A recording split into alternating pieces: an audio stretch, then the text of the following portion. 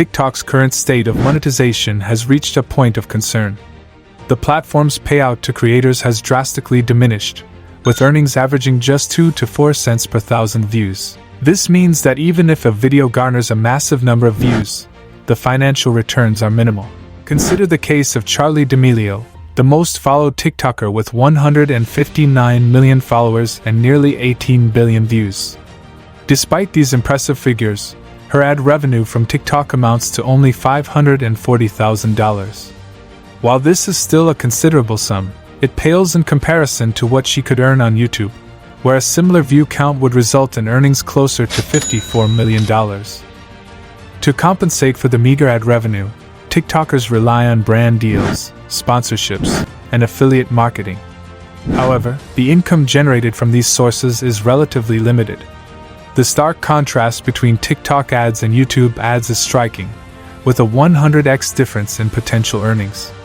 This disparity in monetization is not only affecting creators but also impacting TikTok itself, which recorded a loss of $7 billion in the previous year.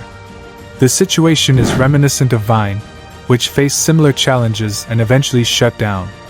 Many of Vine's prominent content creators transitioned their audiences to YouTube, including Drew Gooden, David Dobrik, Danny Gonzalez, Cody Ko, and the Paul brothers, Logan and Jake. The trend of TikTokers migrating to YouTube is observable once again, with notable examples such as Charli D'Amelio, Bella Poarch, Addison Rae, and Call Me Chris. Call Me Chris, for instance, may have earned around $350,000 on TikTok but has already amassed millions on YouTube. This migration pattern does not bode well for TikTok's longevity, as it serves as evidence that people are using the platform as a springboard for YouTube or to jumpstart their music careers. One of the primary challenges for TikTok's monetization is the reluctance of advertisers to invest in the platform. While it's easy to attribute this to advertisers' unfamiliarity with creating short-form ads in portrait mode, there is a deeper underlying reason. Major companies like Apple and Coca-Cola possess substantial marketing budgets and the resources to adapt to new formats. The primary concern for advertisers is the nature of TikTok's audience and brand optics. Approximately 41% of TikTok users fall in the 16 to 24 age range, which implies that a significant portion of the user base lacks substantial disposable income. This demographic distribution is considerably different from YouTube, which has a more evenly dispersed audience across various age groups. Advertisers are wary of associating their brands with TikTok's edgy content, which includes explicit language, provocative content, and behavior discouraged by YouTube's guidelines. Furthermore, TikTok's revenue heavily relies on the Chinese market, which accounts for 80% of its revenue. Interestingly, TikTok is banned in China, where a localized version called Douyin exists. The Chinese government deemed the mainstream TikTok platform too vulgar and unproductive for the youth. Douyin predominantly promotes educational, scientific, and historical content instead of lip syncs and dances. Although Douyin boasts 730 million monthly active users, it doesn't match up to TikTok's popularity with its 1.05 billion monthly active users. TikTok users, however, spend significantly more time on the platform. The challenge for TikTok lies in finding a balance that appeals to advertisers while retaining its user base. Apart from advertiser hesitancy, the fundamental nature of short-form content poses a challenge in monetization. TikTok videos are typically 36 to 42 seconds long, resulting in shorter watch times per view.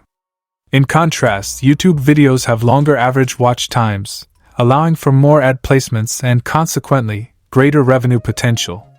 While TikTok has experimented with longer-form videos through the TikTok Stories feature and extended time limits, the platform's algorithm still prioritizes audience retention. This algorithmic bias towards shorter content makes it inherently more challenging to generate significant ad revenue on TikTok. Other social media platforms, such as Instagram, have introduced short-form features like Reels, and YouTube has implemented Shorts. Both platforms face similar challenges in terms of monetization for these short-form formats. However, they have the advantage of being able to concentrate on their core content, which includes longer videos and a more diverse range of creators. TikTok, on the other hand, is primarily associated with short-form content, which further limits its monetization options. In order to address its monetization challenges, TikTok must gain the trust and confidence of advertisers. The platform needs to develop more effective ad formats that align with the preferences and expectations of major brands. Additionally, TikTok could explore alternative revenue streams, such as premium subscriptions or tipping features, to provide creators with additional income opportunities. However, any changes to the monetization model come with the risk of alienating viewers and creators who have grown accustomed to the platform's current dynamics. Despite the financial backing and government support that TikTok enjoys, the platform faces a significant challenge in retaining both its user base and content creators. If the migration of popular TikTokers to YouTube continues and TikTok fails to address its monetization issues, it could face a decline in popularity and relevance. The future of TikTok's monetization remains uncertain, and the platform must find innovative solutions to ensure its long-term sustainability.